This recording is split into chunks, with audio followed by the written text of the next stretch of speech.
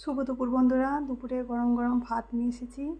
ভাত নিয়েছি, ভাতের উপর একটা লেবু নিয়েছি, আর নিচ্ছি কাঁকরোল ভাজা, আর নেব কচু ভাজা, কুমড়ো মাখা, এটা হলো উচ্ছে দিয়ে আলু দিয়ে চচ্চড়ি, শুকনো শুকনো,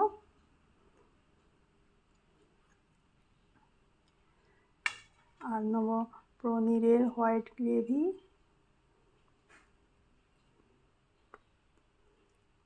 আর নিচ্ছি মাছের ঝাল, আর নেব শেষ পাতে ডাল। এই হয়েছে দুপুরে মেনু আজকে আমাদের বন্ধুরা।